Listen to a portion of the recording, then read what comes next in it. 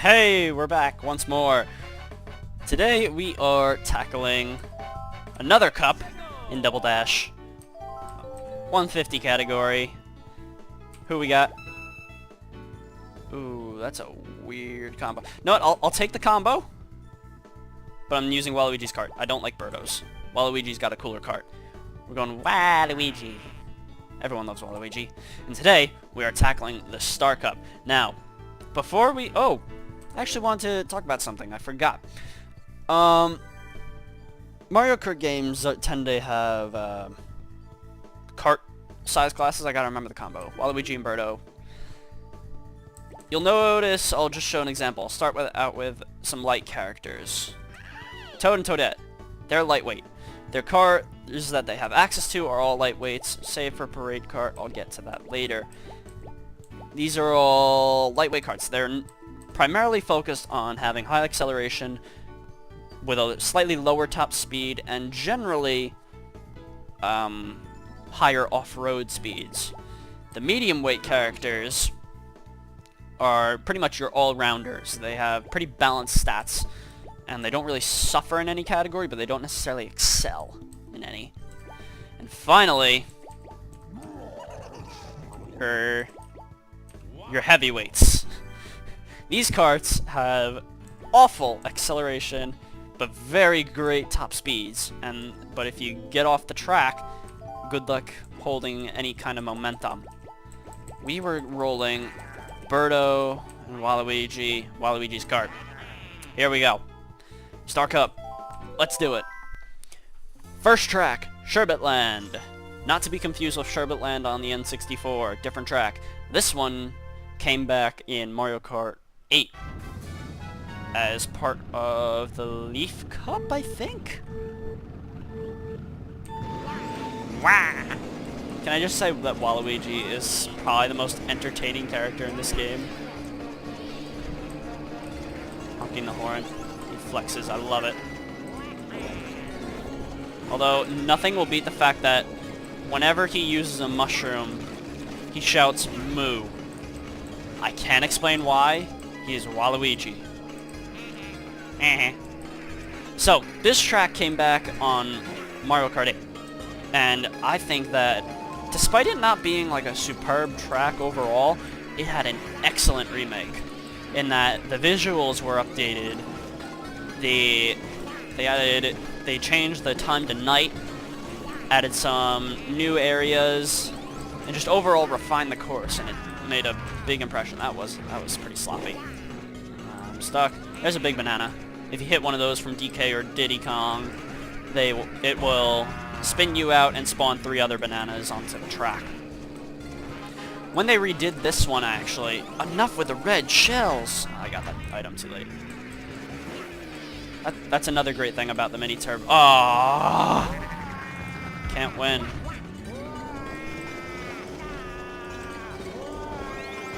Sorry, I just had to appreciate Waluigi being Waluigi. My God. You won't leave me alone. I refuse to take any place that is not first.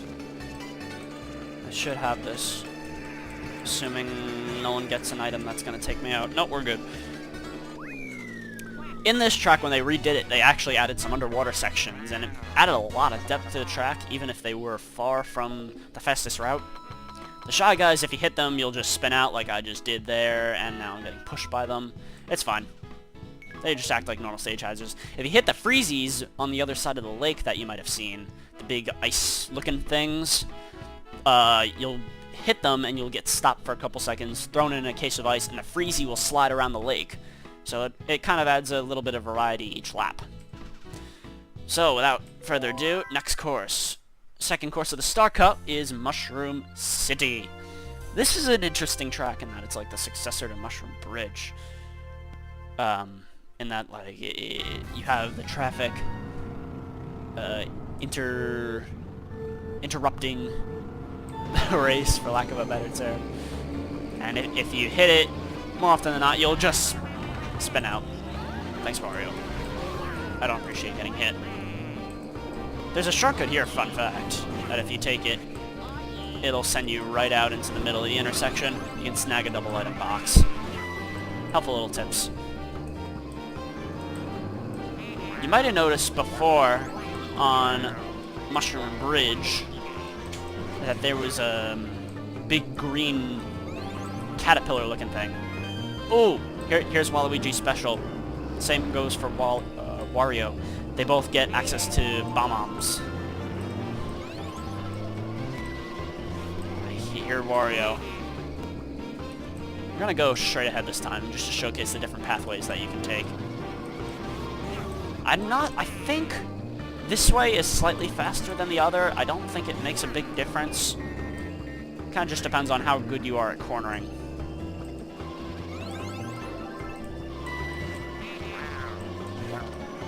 Birdo's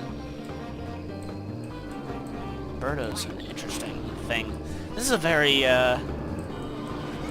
strange combination, if I've ever said so.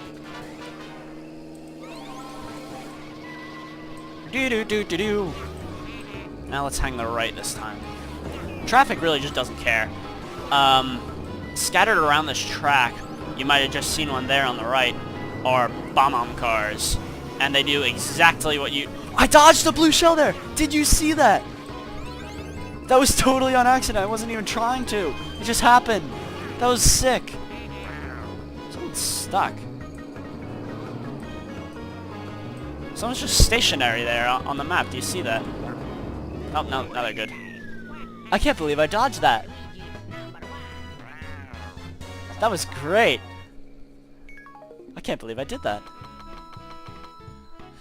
Sorry, I was talking about the bomb cars. If you hit them, they explode like a normal bomb. If one explodes, then another one shows out on track. They have like set spawn points.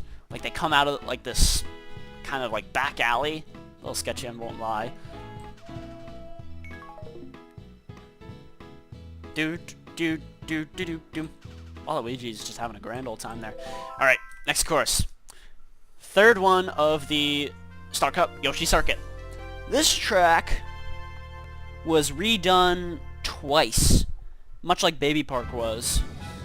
It was featured also in Mario Kart DS, where the track was modified very slightly. Not only was it reduced to lower quality, just to suit the DS's hardware, but I'll show you in a second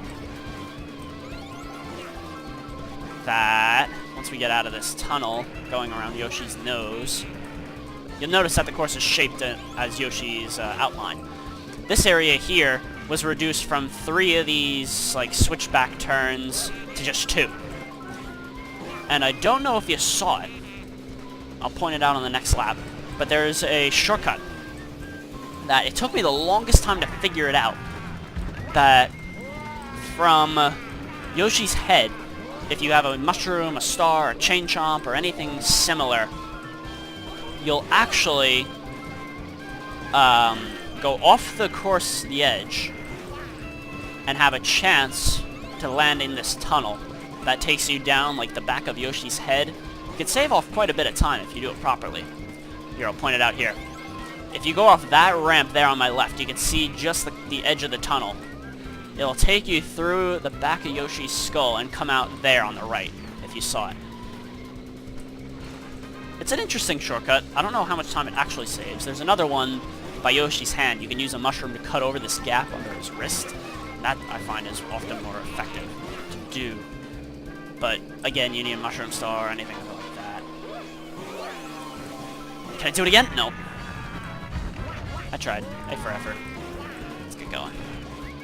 Getting a little bit better with the mini turbos on the keyboard. It's a little tough to do.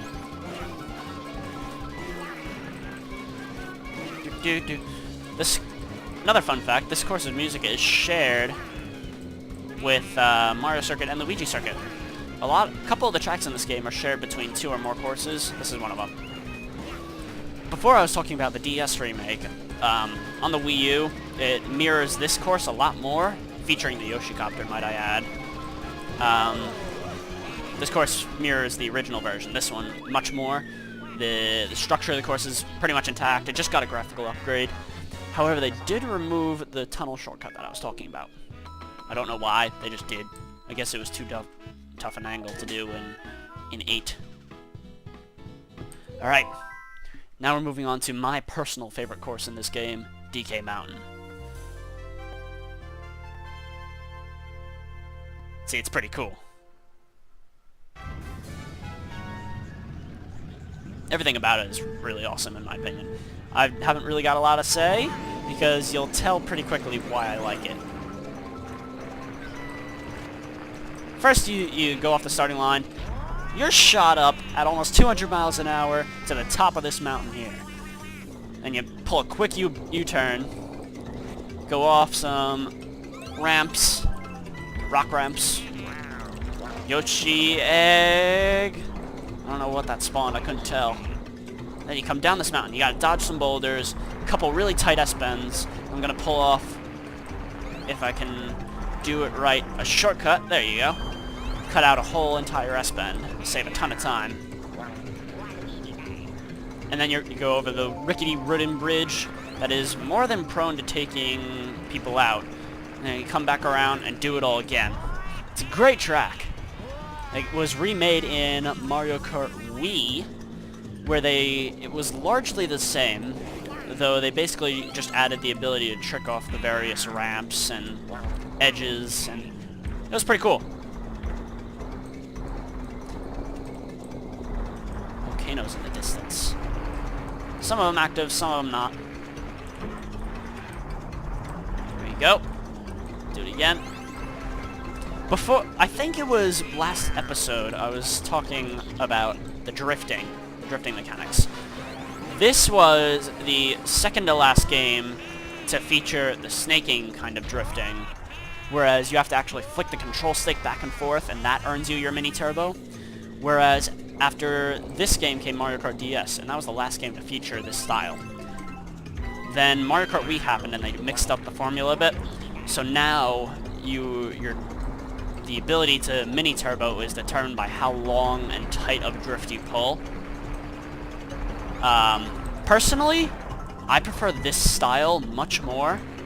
Namely, this game's drifting, not DS's, because of how broken it was. This game had a great balance. The physics feel fantastic, and that's part of the reason why I love it so much over the modern entries. Mario Kart 8 is probably my second favorite game, just because of the wealth of content it has, but the roster is terrible, and the physics, they're good. It's a great game, super detailed, I love it for that, but just this one might be nostalgia goggles speaking for me. But here we are, back at the award ceremony again. 4 tracks done, another cup under our belt. Look at Waluigi in all his proud glory. He's fantastic, I love him. Waluigi needs to get something of his own someday. Wario is back here again, as is King Boo. Oh, whoops. I skipped it a little bit there. But there's our trophy, our golden trophy. Star Cup, 150cc, time of 7:55.638, with 40 points in total, first place. I love it. So, that's it for today, guys. Next time, we're going to be tackling the No, we just did the Star Cup. We're going to be tackling the Special Cup. And it's quite an interesting one at that. So then, without further ado, catch you guys next time.